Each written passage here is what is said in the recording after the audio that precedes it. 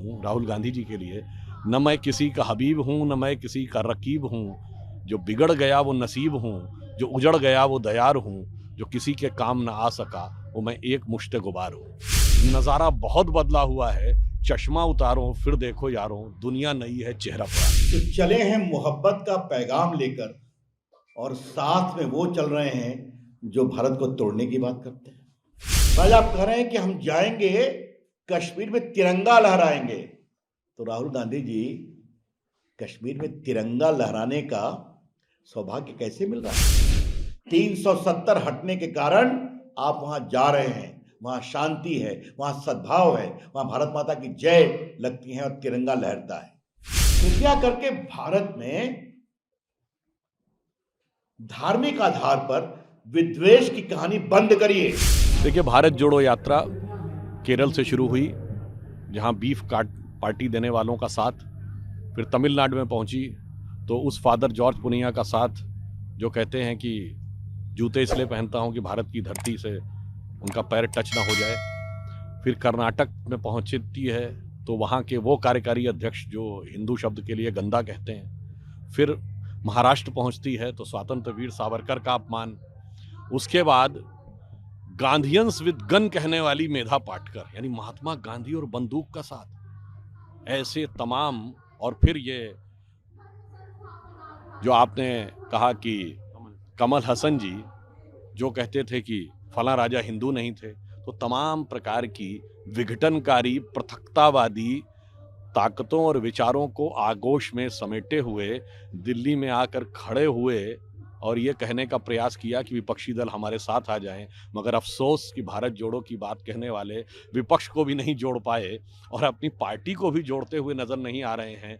तो उनके ऊपर तो मुझे वह पंक्ति लगती है उचित कि जब वो दिल्ली में प्रवेश कर रहे हैं जहां उनकी सल्तनत तबाह हो चुकी है, 2 विधानसभा और लोकसभा चुनावों में 0-0 सीटें हैं और हाल ही में एमसीडी में तबाही हो चुकी है। तो जैसे दिल्ली का आखिरी मुगल बादशाह बहादुर शाह जफर ने जो नज्म लिखी थी वो उनके ऊपर है कि इसमें हबीब का अर्थ होता ना दोस्त।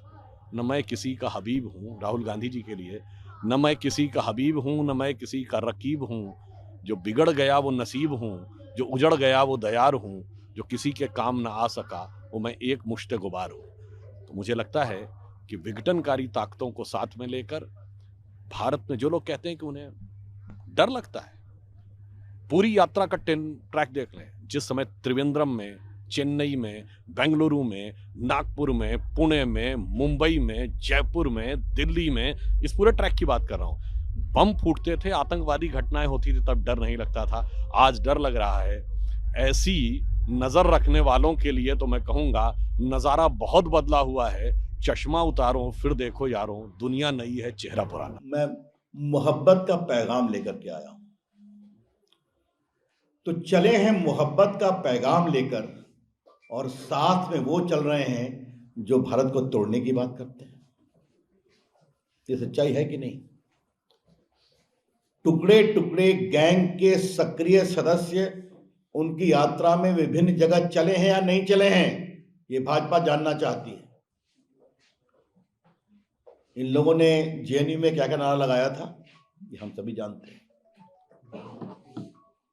तो देश से नफरत करने वाले लोगों के साथ चलकर आप मोहब्बत का कौन सा पैगाम दे रहे हैं राहुल गांधी, ये हम जानना चाहते हैं। उन्हें एक चीज सुनकर बड़ी हंसी आ गई कि हम चाहते हैं मेड इन इंडिया सामान जाए चीन के खिलाफ कार्रवाई में।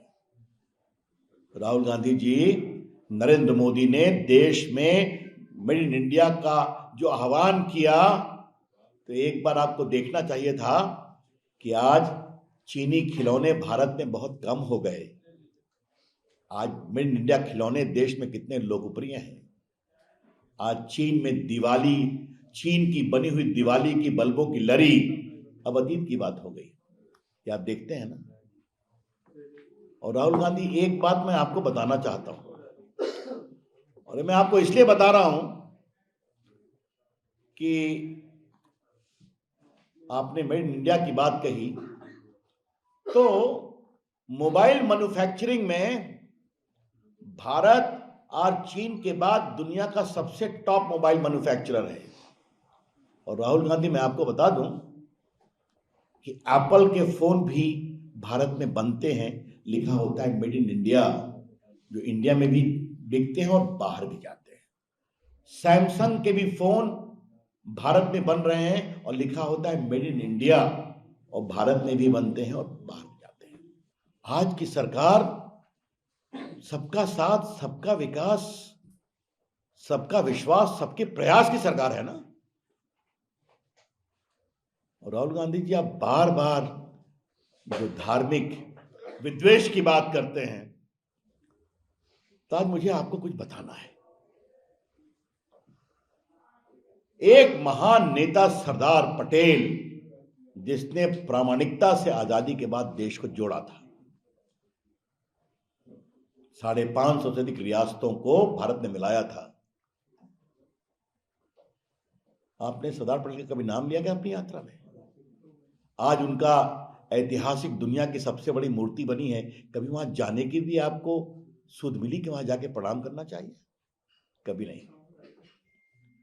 और आज आप कह रहे हैं कि हम जाएंगे, कश्मीर में तिरंगा लहराएंगे। तो राहुल गांधी जी, कश्मीर में तिरंगा लहराने का सौभाग्य कैसे मिल रहा है? 370 हटने के कारण आप वहां जा रहे हैं, वहां शांति है, वहां सद्भाव है, वहां भारत माता की जय लगती है और तिरंगा लहरता है। ये काम भी नरेंद्र मोदी की सरकार ने किया, क्योंकि बंटवारा भी कांग्रेस पार्टी की नीति, धारा 370 भी कांग्रेस पार्टी का कुचक्र, और इसको तोड़ने में, समाप्त करने का साहस हमारे प्रधानमंत्री नरेंद्र मोदी जी और साहसी गृह मंत्री अमित शाह के प्रयास और संसद के द्वारा हुआ है। राहुल गांधी जी, मुझे आपको एक और बात कहनी है। कृपया करके भारत में धार्मिक आधार पर विद्वेष की कहानी बंद करिए। तो आज अब देश को जोड़ने की बात करते हैं, तो आपकी पार्टी ने, आपकी पार्टी की विचारधारा ने और आपकी पार्टी की राजनीति ने जो नफरत फैलाने का काम किया आजादी के बाद, ये आपको बताना जरूरी था।